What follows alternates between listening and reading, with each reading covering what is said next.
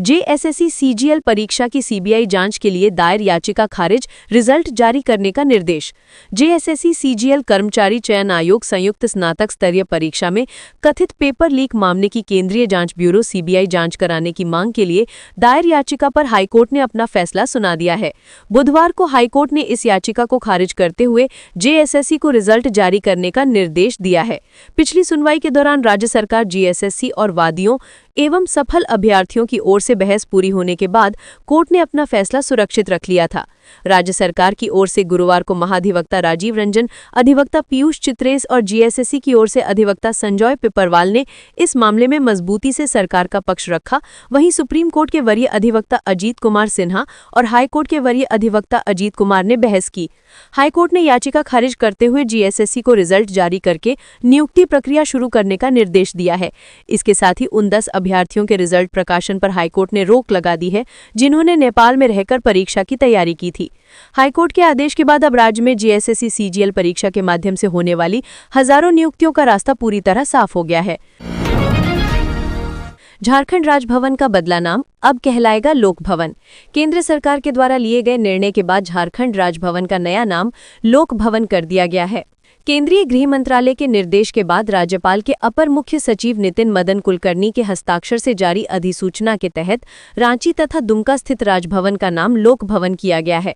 बुधवार 3 दिसंबर को जारी अधिसूचना के तहत ये निर्देश तत्काल प्रभाव से लागू होगा। गौरतलब है कि केंद्र सरकार के निर्देश के तहत झारखंड सहित देश के सभी राज्यों के राजभवनों का नाम लोक भवन करने को कहा गया है।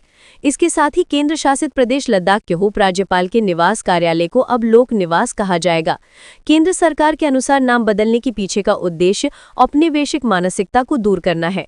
ब्रिटिश राज में राजभवन को गवर्नर हाउस कहा जाता था, जो परंपरा अब तक चली आ रही है।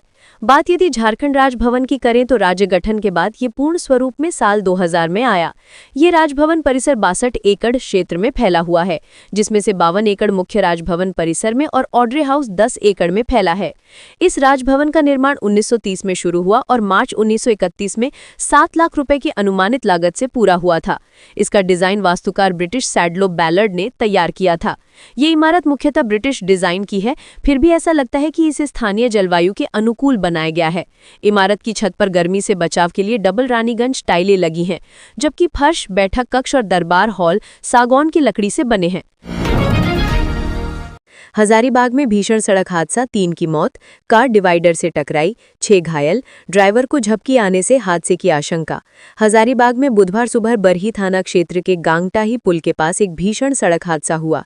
तेज रफ्तार स्विफ्ट कार अनियंत्रित होकर डिवाइडर से जा टकराई। इस दुर्घटना में कार सवार 3 लोगों की मौके पर ही मौत हो गई, जबकि कई अन्य गंभीर रूप से घायल हो गए। मृतकों में एक महिला, एक पुरुष और एक बच्ची शामिल हैं। मृतकों की पहचान पूनम देवी, पति श्रीनाथ यादव, जय भगवान यादव, पिता श्रीनाथ यादव और अंशिका कुमारी के रूप में हुई है। कार में कुल 10 लोग सवार थे, जो सभी पश्चिम बंगाल के कुल्टी क्षेत्र के निवासी बताए जा रहे हैं। दुर्घटना में 6 लोग गंभीर रूप से घायल में हैं। इनमें ज्योति कुमारी 24 वर्ष, पति जय भगवान यादव, शुभम यादव, अभिराज यादव, मृत्युंजय यादव, धर्मेंद्र यादव 35 वर्ष, पिता श्रीनाथ यादव और कौशल्या देवी शामिल हैं। सभी घायलों को स्थानीय लोगों और पुलिस की मदद से तुरंत बरही अस्पताल पहुंचाया गया। प्राथमिक उपचार के बाद उनकी गंभीर स्थिति को देखते हुए उन्हें बेहतर इलाज के लिए हजारीबाग सदर अस्पताल रेफर कर दिया गया है। डॉक्टरों के अनुसार कई घायलों की हालत नाजुक बनी हुई है। प्रत्यक्षदर्शियों के अनुसार कार का चालक लंबे सफर से थका हुआ था और संभवतः उसे झपकी आ गई थी, जिसके कारण वाहन अनियंत्रित हो गया। सड़क पर स्किड मार्क और कार की स्थिति से भी वाहन की तेज रफ्तार का अनुमान लगाया जा रहा है। हादसे की सूचना मिलते ही बरही के एसडीपीओ अजीत कुमार बिमल और थाना प्रभारी दल बल के साथ मौके पर पहुंचे।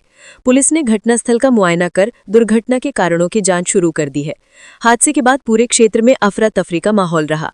स्थानीय लोगों ने प्रशासन से गांगटाही पुल के पास स्पीड कंट्रोल के लिए उचित कदम उठाने की मांग की है, ताकि भविष्य में ऐसी दुर्घटनाओं को रोका जा सके। पुलिस मृतकों के परिजनों को सूचना देने की प्रक्रिया में जुटी हुई है और मामले की आगे की जांच जारी है। सीएम को हाईकोर्ट से बड़ी राहत, ट्रायल कोर्ट में फिजिकल अपीयरेंस से छूट। मुख्यमंत्री हेमंत सोरेन को हाईकोर्ट से बड़ी राहत मिली है। हाईकोर्ट ने ईडी के समन की अवहेलना से जुड़े मामले में सशरीर उपस्थिति यानी फिजिकल अपीयरेंस से छूट दे दी है। हाईकोर्ट के न्यायाधीश अनिल चौधरी की कोर्ट में इस मामले की सुनवाई हुई। अदालत ने मेरिट के आधार पर इस केस की सुनवाई करते हुए याचिका निष्पादित कर दी है। हाईकोर्ट के इस फैसले से मुख्यमंत्री हेमंत सोरेन को बड़ी राहत मिली है और अब उन्हें ट्रायल कोर्ट में सुनवाई के दिन सशरीर उपस्थित नहीं रहना होगा। सीएम की ओर से वरीय अधिवक्ता अरुणव चौधरी और अधिवक्ता दीपांकर राय ने पक्ष रखा। लातेहार पुलिस को मिली बड़ी सफलता, 2 लाख का इनामी सहित जेजेएमपी के 2 एरिया कमांडर गिरफ्तार। लातेहार पुलिस को उग्रवाद के खिलाफ लड़ाई में एक और सफलता मिली है। एसपी कुमार गौरव को मिली गुप्त सूचना के आधार पर पुलिस टीम ने प्रतिबंधित नक्सली संगठन झारखंड जनमुक्ति परिषद के 2 सक्रिय एरिया कमांडर को गिरफ्तार किया है। गिरफ्तार उग्रवादियों में 2 लाख का इनामी सुनील उरांव उर्फ सुनील उर्फ मंटू और मुकेश लोहारा शामिल है। एसपी कुमार गौरव ने बुधवार को अपने कार्यालय में प्रेस कॉन्फ्रेंस कर बताया कि पुलिस को गुप्त सूचना मिली थी कि जेजेएमपी का एरिया कमांडर पप्पू लोहारा के पुलिस मुठभेड़ में मारे जाने के बाद सुनील उरांव और मुकेश लोहारा संगठन को दोबारा सक्रिय करने की कोशिश में जुटे हैं।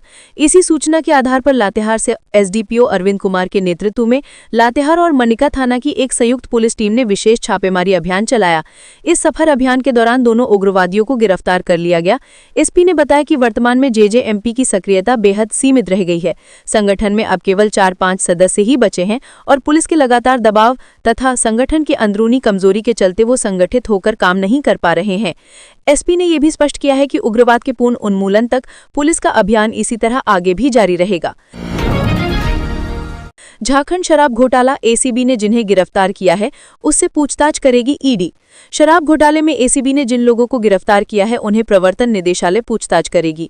पीएमएलए कोर्ट ने ईडी को पूछताछ की इजाजत दे दी है। जानकारी के मुताबिक ईडी ने पीएमएलए के विशेष न्यायाधीश की अदालत में आवेदन देकर शराब घोटाले के उन अभियुक्तों से पूछताछ की अनुमति मांगी थी जिसे एसीबी ने कांड संख्या 925 में गिरफ्तार किया है और वे फिलहाल बिरसा मुंडा जेल में बंद है। ईडी ने कोर्ट में दिए गए आवेदन में महेश सीताराम, परेश ठाकुर, विक्रम ठाकुर, बिपिन जादव भाई परमार और जगन ठाकुर देसाई से पूछताछ की अनुमति मांगी थी। ईडी की ओर से दायर आवेदन में कहा गया था कि वो शराब घोटाले की जांच कर रही है। इसमें उसे इन अभियुक्तों से पूछताछ करने और उनका बयान दर्ज करना जरूरी है, इसलिए कोर्ट इन अभियुक्तों से पूछताछ की अनुमति दे। पीएमएलए के विशेष न्यायालय ने ईडी के आवेदन को स्वीकार करते हुए इन अभियुक्तों से पूछताछ की अनुमति दे दी है। कोर्ट ने पूछताछ के लिए 4 दिनों का समय दिया है। बता दें कि प्रारंभिक जांच पूरी करने के बाद एसीबी ने मई महीने में शराब घोटाला केस में प्राथमिकी दर्ज की थी। इस प्राथमिकी में वरीय आईएएस अधिकारी विनय चौबे, उत्पाद विभाग के संयुक्त सचिव गजेंद्र सिंह सहित 10 लोगों को नामजद अभियुक्त बनाया गया था। केस दर्ज होने के बाद एसीबी ने विनय चौबे और गजेंद्र सिंह को गिरफ्तार कर लिया था। इस केस में अब तक 1 दर्जन से ज्यादा लोगों की गिरफ्तारी एसीबी ने की है, जिसमें से कई आरोपियों को बेल मिल चुकी है। एसीबी ने इस मामले में अपनी जांच जारी रखी है। हाईकोर्ट का अल्टीमेटम, 72 घंटे के अंदर रिम्स कैंपस से अतिक्रमण हटाए। झारखंड हाईकोर्ट ने रिम्स कैंपस की अव्यवस्थाओं पर कड़ा रुख अपनाते हुए 72 घंटे के भीतर पूरे परिसर से अतिक्रमण हटाने का सख्त आदेश दिया है। अदालत ने स्पष्ट किया कि यदि निर्धारित समय सीमा के भीतर कार्रवाई नहीं की गई तो इसे कोर्ट की अवमानना माना जाएगा। मुख्य न्यायाधीश त्रिलोक सिंह चौहान की खंडपीठ ने जनहित याचिका पर सुनवाई के दौरान रिम्स प्रशासन पर नाराजगी जताते हुए कहा कि कैंपस में फैला अतिक्रमण मरीजों, छात्रों और अस्पताल की कार्यप्रणाली पर गंभीर असर डाल रहा है। कोर्ट ने पुलिस और जिला प्रशासन को निर्देश दिया कि किसी भी बहाने या देरी को स्वीकार नहीं किया जाएगा। अदालत ने यह भी कहा कि अगले आदेश तक रिम्स परिसर की सभी गतिविधियों पर विशेष निगरानी रखी जाएगी और 72 घंटे बाद की स्थिति सीधे कोर्ट के सामने पेश की जाएगी। अब इस मामले की अगली सुनवाई 11 दिसंबर को होगी। इस मामले में रिम्स की ओर से अधिवक्ता अशोक कुमार ने पक्ष रखा। जेबीवीएनएल के अचल परिसंपत्तियों का अब तक भौतिक सत्यापन नहीं, संपत्तियों का भी विवरण नहीं।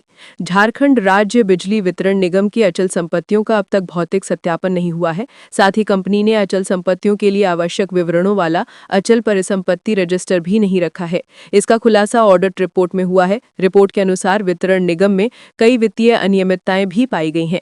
रिपोर्ट में कहा गया है कि विभिन्न एजेंसियों द्वारा सुरक्षित ऋणों के विरुद्ध सुरक्षा के रूप में दी गई संपत्तियों के विवरण का उचित रूप से खुलासा नहीं किया गया है।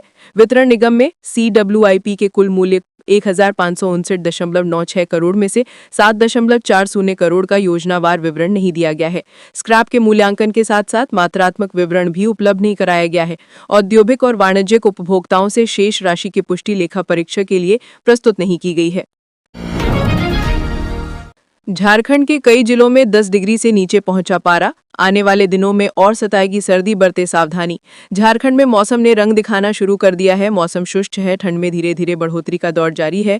कई जिलों का न्यूनतम पारा 10 डिग्री से नीचे जा चुका है। उत्तर पश्चिमी ठंडी हवाओं के कारण सुबह और शाम के बाद ज्यादा सर्दी महसूस की जा रही है। अगले कुछ दिनों में न्यूनतम पारा में और गिरावट की संभावना है। मौसम केंद्र के मुताबिक 3 दिसंबर से 6 दिसंबर तक आसमान साफ रहने की संभावना है। इस दौरान सुबह के वक्त धुंध और कोहरा देखने को मिलेगा, लेकिन 7 दिसंबर से आंशिक बादल छाए रह सकते हैं। मौसम केंद्र ने संभावना जताई है कि 6 दिसंबर तक न्यूनतम पारा में 3-4 डिग्री सेल्सियस की कमी आ सकती है। इसके बाद 7 और 8 दिसंबर को मौसम में कोई खास बदलाव नहीं होगा। इससे साफ है कि 8 दिसंबर तक सर्दी सताएगी। तापमान में आ रही कमी को देखते हुए विशेष सावधानी बरतने की जरूरत है। ऊनी और गर्म कपड़े पहने बिना घर से बाहर ना निकले। गुनगुना पानी पीने की जरूरत है। बच्चों और बुजुर्गों को ठंडी हवा से बचाव जरूरी है। सुबह के वक्त धुंध और कोहरे को देखते हुए बाइक या गाड़ी चलाते समय विशेष सावधानी बरतें। बीपी बढ़ने, सिर में दर्द होने और दस्त या उल्टी होने पर फौरन चिकित्सक से मिलें। झारखंड के किसानों के लिए खुशखबरी, इस तारीख से बेच सकेंगे धान। अब 4G पॉस मशीन का होगा इस्तेमाल। 72 घंटे में मिलेगी पूरी राशि। झारखंड के किसानों के लिए अच्छी खबर है। इस साल धान बेचने पर 3 दिन के भीतर पूरी राशि मिल जाएगी। साथ ही पहली बार ऐसा होगा जब धान खरीद के लिए 4G आधारित पॉस मशीन का इस्तेमाल होगा। लेकिन सवाल है कि 1 दिसंबर से धान की खरीद क्यों नहीं शुरू हो पाई। ब्लॉक स्तर पर लाम्स की क्या तैयारी है। इस साल 1 क्विंटल धान के कितने रुपए मिलेंगे। एक किसान अधिकतम कितना धान बेच सकेगा। दरअसल पिछले साल 15 दिसंबर से धान की खरीद शुरू हो गई थी। इस साल 1 दिसंबर से शुरू करने की तैयारी थी, लेकिन खरीद में इस्तेमाल होने वाले 2G पॉस मशीन के 4G में कन्वर्ट नहीं होने पर तारीख टल गई। उम्मीद जताई जा रही है कि 4G पॉस मशीन मिलते ही 1 सप्ताह के भीतर राज्य के सभी लैम्प्स पर धान की खरीद शुरू हो जाएगी। दरअसल अब तक 2G पॉस मशीन से धान खरीद का डेटा तैयार करने, किसान का आधार नंबर और अंगूठे का निशान लेने की प्रक्रिया पूरी करने में काफी वक्त लगता था, क्योंकि 2G पॉस मशीन की रफ्तार बहुत धीमी थी। इस बार विभाग के निर्देश पर 1 दिसंबर को पुरानी 2G पॉस मशीन जमा कर दी गई है। नई 4G पॉस मशीन के 3 से 4 दिन में मिलने की उम्मीद है। लिहाजा 1 सप्ताह से भीतर धान खरीद की प्रक्रिया शुरू होने की संभावना है। जहां तक प्रति किलो धान की कीमत की बात है तो पिछले साल केंद्र सरकार ने न्यूनतम समर्थन मूल्य प्रति क्विंटल 2369 रुपए रखा था। इस पर 100 रुपए जोड़ने पर राशि 2469 हो जाती है। साथ ही ग्रेड ए धान पर 2489 रुपए प्रति क्विंटल मिले थे। इस साल अभी तक लैम्प्स को नया दर नहीं मिला है। ऐसे में इस साल भी प्रति क्विंटल 2469 की दर से धान खरीद की संभावना है। बता दें कि पिछले साल की तरह इस बार भी 60 लाख क्विंटल धान खरीद का लक्ष्य रखा गया है। इसको लेकर MPCS के स्तर पर जोर शोर से तैयारी चल रही है। झारखंड स्टेट फूड कॉर्पोरेशन के प्रबंध निदेशक सत्येंद्र कुमार ने पिछले दिनों बताया था कि बीते साल केंद्र सरकार द्वारा निर्धारित न्यूनतम समर्थन मूल्य के अतिरिक्त 100 रुपए प्रति क्विंटल बोनस मिले थे। आम धान का MSP 2369 रुपए था, उस पर 100 रुपए जोड़कर किसान को 2469 रुपए और ग्रेड ए धान पर 2489 रुपए तक मिले थे। इस साल का निर्णय आना बाकी है। झारखंड के जेलों में मैन पावर बढ़ाने की कवायद शुरू, सुरक्षा व्यवस्था पर उठ रहे थे सवाल। झारखंड के तमाम जेल मैन पावर की कमी से जूझ रहे हैं। झारखंड के विभिन्न जिलों में 1000 से ज्यादा कैदी बंद हैं, लेकिन मैन पावर की कमी की वजह से जेलों की सुरक्षा पर लगातार सवाल उठ रहे हैं। मैन पावर की घोर कमी को देखते हुए बहाली की प्रक्रिया को तेज करने की कवायद शुरू कर दी गई है। झारखंड सरकार के गृह विभाग के आंकड़ों के अनुसार झारखंड के विभिन्न जेलों में स्वीकृत बल की तुलना में कार्यरत कर्मचारियों की संख्या चिंताजनक है। गृह विभाग से मिली जानकारी के अनुसार झारखंड के जेलों में अधिकांश पद रिक्त हैं, जिससे न केवल जेलों का सुचारू संचालन प्रभावित हो रहा है, बल्कि सुरक्षा व्यवस्था पर भी गंभीर सवाल खड़े हो रहे हैं। आंकड़े बताते हैं कि सबसे गंभीर कमी कक्षपालों की है, जबकि जेल की आंतरिक सुरक्षा, गश्ती और पूरी व्यवस्था कक्षपालों के ही जिम्मे होती है। कक्षपालों के लिए स्वीकृत पदों में 90% पद रिक्त हैं। इस तरह झारखंड में 6 जेलों में IG के पद स्वीकृत हैं, लेकिन सभी पद रिक्त हैं। आंकड़े बताते हैं कि उच्च और मध्य स्तरीय पदों पर भी स्थिति चिंताजनक है। कारा डॉक्टरों के 43 स्वीकृत पदों में से मात्र 1 ही कार्यरत है, यानी डॉक्टर के 42 पद रिक्त हैं। जेलर के 31 पदों के मुकाबले केवल 5 काम कर रहे हैं, यानी 26 पद खाली हैं। यानी यहां तक कि जेल अधीक्षक के 21 स्वीकृत पद हैं, लेकिन मात्र 17 कार्यरत हैं। वहीं प्रोबेशन पदाधिकारी के 46 स्वीकृत पद हैं, जिसमें 36 ही कार्यरत हैं। आंकड़े बताते हैं कि सभी महत्वपूर्ण पदों पर रिक्तियां चिंताजनक स्थिति पर पहुंच चुकी हैं। जेल में मैन पावर की भारी कमी को देखते हुए कारा विभाग के द्वारा रिक्त पदों को भरने के लिए कार्यवाही शुरू कर दी गई है। झारखंड के IG जेल सुदर्शन मंडल ने बताया कि होम सेक्रेटरी के लेवल पर एक मीटिंग कर जेलों में मैन पावर की कमी कमी को दूर करने के लिए आवश्यक कदम उठाए जाने का निर्णय लिया गया है। जेल आईजी के अनुसार असिस्टेंट जेलर और कक्षपाल का ऑनलाइन फॉर्म भरने की तिथि 1 दिसंबर तक थी। 8 दिसंबर तक इस प्रक्रिया को पूरा करने का लक्ष्य रखा गया है। आईजी जेल ने बताया कि मॉडर्न जेल मैनुअल के आधार पर अतिरिक्त पदों का सृजन भी किया जा रहा है। रांची के पैब्लो रेस्टोरेंट में पुलिस का छापा, अवैध नशा सेवन के आरोप में 10 या अधिक हिरासत में। राजधानी रांची में अवैध बुक से संचालित हो रहे हुक्का बार और नशे के अड्डों के खिलाफ पुलिस ने बड़ी कार्रवाई की है। एसएसपी राकेश रंजन को मिली गुप्त सूचना के आधार पर कोतवाली डीएसपी प्रकाश सोई के नेतृत्व में पुलिस टीम ने मंगलवार की देर रात कोतवाली थाना क्षेत्र के लालजी हिरजी रोड स्थित पैब्लो रेस्टोरेंट में छापा मारा। पुलिस की यह कार्रवाई ऐसे समय में हुई जब रेस्टोरेंट में अवैध तरीके से हुक्का बार संचालित किया जा रहा था और ग्राहकों को कथित तौर पर नशे का सेवन कराया जा रहा था। देर रात हुई इस छापे से रेस्टोरेंट में हड़कंप मच गया। पुलिस ने मौके से 10 से अधिक युवकों को हिरासत में लिया है। इन सभी से कोतवाली थाना में पूछताछ की जा रही है। एसएसपी को इस संबंध में लगातार शिकायतें मिल रही थी कि शहर के कई रेस्टोरेंट और कैफे की आड़ में अवैध हुक्का बार चलाए जा रहे हैं, जहां युवा पीढ़ी को गुमराह कर नशे के जाल में फंसाया जा रहा है। सूचना की गंभीरता को देखते हुए तत्काल कोतवाली डीएसपी प्रकाश सोई को कार्रवाई करने का निर्देश दिया गया। पुलिस सूत्रों के अनुसार ये रेस्टोरेंट युवाओं के बीच नशे के सेवन का एक प्रमुख केंद्र बना हुआ है। आने वाले दिनों में इस तरफ की और कार्रवाई होगी। महीना सम्मान योजना से जुड़ी महिलाएं समय रहते निपटा ले जरूरी काम, वरना रुक जाएगी अगली किश्त। महीना सम्मान योजना की अगली किश्त जारी करने की तैयारी शुरू हो गई है। ऐसे में योजना से जुड़ी सभी महिलाओं के लिए जरूरी है कि वे समय रहते जरूरी औपचारिकताएं पूरा कर लें। विभाग की ओर से साफ कर दिया गया है कि जिन लाभार्थियों के दस्तावेजों में त्रुटि पाई गई या जिनका वेरिफिकेशन अधूरा है, उनकी अगली किश्त रोक दी जाएगी। लातेहार जिला प्रशासन ने सोशल मीडिया पर पोस्ट कर बताया कि सामाजिक सुरक्षा स्कीम के तहत चल रही पेंशन स्कीम एनएफबीएस और महीना सम्मान योजना का पूरा रिव्यू किया गया है। सभी लाभार्थियों को समय पर पेंशन और सम्मान राशि मिले, इसके लिए लाभार्थियों का उनके बैंक खाते से आधार और मोबाइल नंबर लिंक होना जरूरी है।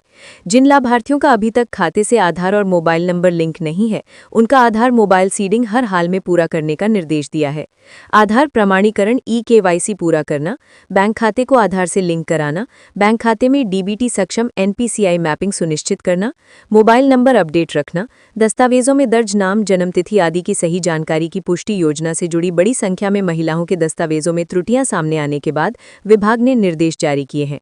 अधिकारियों का कहना है कि जिन महिलाओं का वेरिफिकेशन अधूरा है, उन्हें सीएससी पर जाकर जल्द से जल्द अपनी जानकारी अपडेट करानी चाहिए। देरी होने पर उनका भुगतान रुक सकता है। सूत्रों के अनुसार सरकार जल्द ही अगली किश्त जारी करेगी। प्रक्रिया पूरी होने के बाद राशि सीधे महिलाओं के बैंक खातों में भेज दी जाएगी। ऐसे में ये सुनिश्चित करना अत्यंत जरूरी है कि सभी कागजात और बैंक संबंधी जानकारी सही हो। लाभार्थी महिलाएं किसी भी प्रकार की समस्या होने पर अपने समाज कल्याण कार्यालय, सीएससी केंद्र या आधिकारिक हेल्पलाइन से संपर्क कर सकती हैं, ताकि अगली किश्त मिलने में कोई बाधा न आए। धनबाद से चलने वाली कई ट्रेनें लगातार बंद, जनता की रेल मंत्री से गुहार। धनबाद के लोग रेलवे मंत्री अश्विनी वैष्णव और रेलवे मंत्रालय से गुहार लगा रहे हैं। उनका कहना है कि धनबाद जैसा रेल मंडल, जो पूरे देश में सबसे ज्यादा राजस्व देने वालों में गिना जाता है, आज गंभीर उपेक्षा का शिकार होते जा रहा है। धनबाद से चलने वाली कई लोकप्रिय स्पेशल ट्रेनें लगातार बंद की जा रही हैं। स्थानीय संगठनों का आरोप है कि कई ट्रेनों को नियमित करने के लिए प्रस्ताव भेजे गए, रैक की सुविधा मौजूद है, समय स्लॉट भी उपलब्ध है, लेकिन रेलवे बोर्ड की तरफ से कोई सकारात्मक कदम नहीं दिख रहा। लोगों का सवाल है कि आखिर धनबाद जैसे महत्वपूर्ण और आर्थिक रूप से मजबूत रेल मंडल के साथ ऐसा व्यवहार क्यों हो रहा है। उन्होंने कहा कि यदि सरकार ने जल्द ध्यान नहीं दिया तो धनबाद की रेल सेवाएं बुरी तरह प्रभावित होंगी। झारखंड के दिव्यांग सरकार से नाराज, 490 दिनों से राजभवन के समक्ष जारी है आंदोलन। जहां आज पूरा देश अंतर्राष्ट्रीय दिव्यांग दिवस मना रहा है, वहीं झारखंड में दिव्यांग समुदाय सरकार से अपनी उपेक्षा को लेकर गहरी नाराजगी जता रहा है। राज्य के विभिन्न जिलों से पहुंचे दिव्यांग पिछले 490 दिनों से राजभवन के समक्ष लगातार धरना पर बैठे हैं, लेकिन अभी तक उनकी मांगों पर कोई ठोस पहल नहीं हुई है। दिव्यांग दिवस के अवसर पर सभी दिव्यांग संगठनों ने एकजुट होकर राजभवन के बाहर समर्थन रैली निकाली। इस दौरान दिव्यांगों ने अपने माथे पर काली पट्टी बांधकर सरकार के प्रति विरोध जताया और अपनी मांगों को तत्काल पूरा करने की अपील की। उनका कहना है कि सरकार समारोहों में व्हीलचेयर बांटकर खाना पूर्ति तो कर लेती है, लेकिन जिस असली सम्मान और अधिकार के वे हकदार हैं, उसकी अनदेखी लगातार की जा रही है। आंदोलनकारी दिव्यांगों का कहना है कि वे पिछले 1.5 साल से भी अधिक समय से शांतिपूर्ण तरीके से अपनी आवाज उठा रहे हैं। इसके बावजूद सरकार ने उनकी मांगों पर न तो कोई गंभीर चर्चा की और न ही किसी तरह का समाधान किया। कई दिव्यांगों ने बताया कि लगातार धरना में रहने से उनकी तबीयत भी खराब हो रही है, लेकिन वे अपना संघर्ष जारी रखे हुए हैं। रैली में शामिल कई दिव्यांगों ने कहा कि दिव्यांग दिवस के मौके पर राज्य सरकार विभिन्न कार्यक्रमों का आयोजन करती है, जिनमें व्हीलचेयर और उपकरण बांटने की औपचारिकता निभाई जाती है। आंदोलनकारियों के अनुसार ये केवल दिखावटी कदम है और इससे दिव्यांग समुदाय की वास्तविक समस्याओं का समाधान नहीं होता। उन्होंने कहा कि सरकार सिर्फ तस्वीर खिंचवाने और कार्यक्रम करने में लगी रहती है, लेकिन हमारी असल समस्याएं पेंशन, बीमा, रोजगार और सुविधा के संबंध में है, जो सिर्फ कागजों में सीमित रह जाती है। दिव्यांग संगठनों ने चेतावनी दी है कि यदि सरकार ने जल्द कदम नहीं उठाया तो ये आंदोलन राज्य स्तर पर और भी बड़ा रूप ले सकता है। अंतर्राष्ट्रीय दिव्यांग दिवस पर जहां देश भर में संवेदनशीलता और अधिकारों की बात हो रही है, वहीं रांची में दिव्यांगों का ये लंबा संघर्ष इस बात की याद दिलाता है कि योजनाओं से ज्यादा जरूरत उनके जमीनी क्रियान्वयन की है। जिला स्तरीय कार्यक्रम में 3000 से ज्यादा झारखंड आंदोलनकारियों को मिला प्रमाण पत्र। राज्य सरकार के निर्देश पर आज मोरहाबादी स्थित आर्यभट्ट सभागार में झारखंड आंदोलनकारियों के सम्मान में जिला स्तरीय कार्यक्रम आयोजित किया गया। कार्यक्रम में 3000 से अधिक अधिसूचित झारखंड आंदोलनकारियों को प्रमाण पत्र दिए गए। उपायुक्त मंजुनाथ भजंत्री और वरीय पुलिस अधीक्षक राकेश रंजन ने चयनित आंदोलनकारियों को सांकेतिक रूप से प्रमाण पत्र सौंपे। दोनों अधिकारियों ने कहा कि झारखंड आंदोलनकारियों का संघर्ष और योगदान ही राज्य निर्माण की नींव है और सरकार उनके सम्मान और सुरक्षा के लिए लगातार काम कर रही है। उपायुक्त ने अपने संबोधन में कहा कि आंदोलनकारियों का त्याग हमेशा याद रखा जाएगा। उन्होंने भरोसा जताया कि आंदोलनकारी आगे भी जिले और राज्य के विकास में सकारात्मक भूमिका निभाते रहेंगे। कार्यक्रम में अपर जिला दंडाधिकारी विधि व्यवस्था राजेश्वर नाथ आलोक, नजारत उप समाहर्ता सुदेश कुमार सहित कई अधिकारी उपस्थित थे। गवर्नर हाउस से लोक भवन तक का सफर। झारखंड ने अब तक देखे 12 राज्यपाल। झारखंड राजभवन, जो अब लोक भवन के नाम से जाना जाएगा, ब्रिटिश काल में इसे गवर्नर हाउस के नाम से जाना जाता था। इसके बाद इसका नामकरण राजभवन हुआ और अब लोक भवन। इस ऐतिहासिक इमारत की डिजाइन ब्रिटिश आर्किटेक्ट सैडलॉ बैलर्ड ने बनाई थी। इस इमारत का निर्माण कार्य 1939 में शुरू हुआ, जो 1931 में बनकर तैयार हुआ। लोक भवन का कुल क्षेत्रफल 62 एकड़ है, जिसमें 10 एकड़ जमीन में आड्रे हाउस का निर्माण किया गया है। लोक भवन के 38 एकड़ जमीन में उद्यान है, जिसमें Akbar garden, Buddha garden, Ashoka garden, मूर्ति गार्डन और महात्मा गांधी गार्डन जैसे कई उद्यान हैं। इसमें 4 गेट भी हैं। झारखंड लोक भवन की इमारत एक अद्वितीय वास्तुकला का नमूना है, जो ब्रिटिश डिजाइन और स्थानीय जलवायु के अनुकूल बनाया गया है। इमारत की छत पर गर्मी से बचाव के लिए डबल रानीगंज टाइल्स लगी हैं, जो इसे गर्मियों में ठंडा और सर्दियों में गर्म रखती हैं। फर्श, बैठक कक्ष और दरबार हॉल सागौन की लकड़ी से बने हैं। झारखंड गठन के बाद से लोक भवन ने अब तक 12 राज्यपाल देखे हैं। झारखंड बनने के बाद राजभवन में सबसे पहले राज्यपाल के रूप में प्रभात कुमार आए थे। वर्तमान में संतोष कुमार गंगवार झारखंड के राज्यपाल हैं। रामगढ़ में 962 अग्निवीरों ने ली शपथ। पंजाब रेजिमेंटल सेंटर में हुई पासिंग आउट परेड। रामगढ़ छावनी स्थित पंजाब रेजिमेंटल सेंटर में अग्निवीरों के लिए पासिंग आउट परेड का आयोजन किया गया। परेड में 962 अग्निवीर रिक्रूट्स ने भाग लिया और कर्तव्य निष्ठा की शपथ ली। ये परेड रिक्रूट्स के 31 सप्ताह के कठिन शारीरिक और मानसिक प्रशिक्षण के समापन के बाद आयोजित की गई। पंजाब रेजिमेंटल सेंटर के कार्यवाहक कमांडेंट कर्नल मानवेंद्र सिवाच ने परेड की समीक्षा की। उन्होंने अग्निवीरों और उनके अभिभावकों को बधाई दी। साथ ही प्रशिक्षकों के प्रयासों की भी सराहना की, जिन्होंने युवाओं को सक्षम, जिम्मेदार और दूरदर्शी सैनिकों के रूप में तैयार किया है। समारोह के अंत में अग्निवीरों ने संविधान और राष्ट्र के प्रति निष्ठा, राष्ट्रीय सुरक्षा, वर्दी का सम्मान और भारतीय सेना की समृद्ध परंपराओं को बनाए रखने की शपथ ली। इस मौके पर अग्निवीरों के माता-पिता को सम्मान का प्रतीक गौरव पदक प्रदान किया गया। झारखंड पुलिस के वाहनों का निजी इस्तेमाल करना हुआ महंगा। नई संशोधित दरें लागू। झारखंड पुलिस के वाहनों को निजी उपयोग करना महंगा हो गया है। विभाग ने पुलिस वाहनों को किराए पर लेने की दरों में संशोधन कर दिया है। Petrol, diesel, lubricants, motor parts आदि की कीमतों में हुई वृद्धि के कारण पुरानी दरों को संशोधित किया गया है। डीजीपी के आदेश पर आईजी प्रोविजन ने नई संशोधित दरों से संबंधित आदेश जारी कर दिया है, जो 1 दिसंबर से तत्काल प्रभाव से लागू हो गई है। वाहन को भाड़े पर देने से पहले निर्धारित अग्रिम सुरक्षित राशि जमा करानी होगी, तभी वाहन की प्रतिनियुक्ति की जा सकेगी। गाड़ी को रात्रि में मुख्यालय से बाहर ले जाने से पहले संबंधित वरीय पदाधिकारी से अनुमति प्राप्त करना अनिवार्य होगा। आवंटित वाहन का उपयोग यदि किसी प्रकार के गैरकानूनी कार्य में प्रमाणित होता है तो संबंधित चालक के साथ साथ आवंटित पुलिस पदाधिकारी और कर्मचारी पर भी उचित कानूनी कार्रवाई की जाएगी। वाहन का आवंटन सरकारी ड्यूटी के आकलन और वाहन की उपलब्धता के आधार पर ही किया जाएगा। गाड़ियां केवल पुलिस पदाधिकारी और पुलिस कर्मियों को ही भाड़े पर दी जाएंगी। पुलिस पदाधिकारी एवं पुलिसकर्मी अपने अपने पैतृक जिला इकाई प्रतिष्ठान से ही गाड़ी भाड़े पर ले सकेंगे। बस और मिनी बस को किसी भी हालत में भाड़े पर उपयोग के लिए मुख्यालय से बाहर ले जाने की अनुमति नहीं दी जाएगी। साहिबगंज में गंगा के पानी की शुद्धता की जांच टीम ने जल को जलीय जीव के लिए बताया बेहतर। अतुल्य गंगा ट्रस्ट के वैज्ञानिक डॉक्टर अविनाश कुमार एवं डॉक्टर आनंद स्वास्तिन ने गंगा नदी के पानी को औसतन बेहतर बताया है। उन्होंने कहा कि जलीय जीव के लिए ये पानी अच्छा है, यहाँ के लोग इस पानी को फिल्टर करके पी सकते हैं। ये टीम साहिबगंज पहुंची हुई है।